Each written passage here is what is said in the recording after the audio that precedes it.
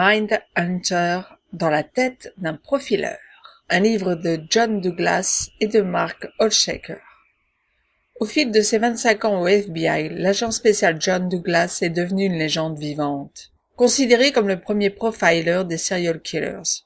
Il a suivi et résolu des dizaines de cas dont le dernier lui a presque coûté la vie d'ailleurs. John Douglas est entré dans l'intimité et dans l'esprit des tueurs en série pour parvenir à établir leur profil et à les arrêter. Il a ensuite formé une nouvelle génération d'agents spéciaux et a notamment inspiré à Thomas Harris l'agent Jack Crawford dans son roman Le silence des agneaux et la série télé du même nom, Mindhunter. Comment John Douglas est-il devenu profiler ou comment l'unité des sciences du comportement a-t-elle vu le jour au FBI?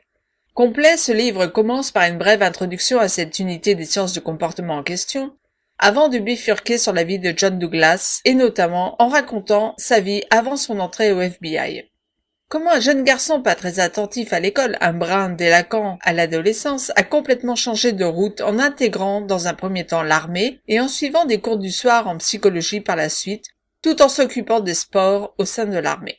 Des rencontres ont ensuite jalonné cette vingtaine et peu à peu le voilà prêt à intégrer le FBI.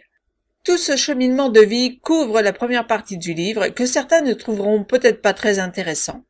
Ils passeront alors dessus pour se tourner vers la seconde partie où John Douglas raconte notamment comment l'unité des comportements a pu arrêter des criminels et surtout de nombreux tueurs en série au travers d'exemples et de profils. Parmi ceux-ci, on trouvera Ed Kemper, Donnie Schrader, Ed Jane ou Berkowitz.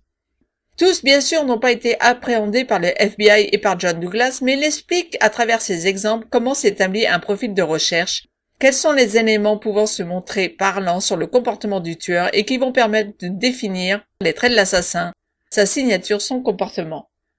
Comment, en étudiant leur manière de tuer leurs victimes, on peut remonter vers eux et parvenir à établir une projection du crime qui permettra de les appréhender en écartant de nombreux paramètres et en conservant certains autres. Ce livre est aussi en aparté l'occasion d'en apprendre un peu plus sur le fonctionnement interne du FBI.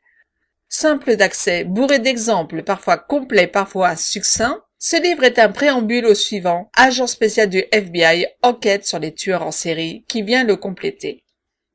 Un début donc un peu long et moins intéressant, mais vite rattrapé par la seconde moitié, plus technique. Je lui ai mis la note de 4 sur 5 et j'invite tous ceux que le sujet des tueurs en série intéresse de le lire. Je vous dis à très bientôt sur le site psycho-criminologie.com. Si vous avez aimé cette chronique, n'oubliez pas de mettre un pouce vers le haut et de vous abonner à notre chaîne pour découvrir les chroniques suivantes.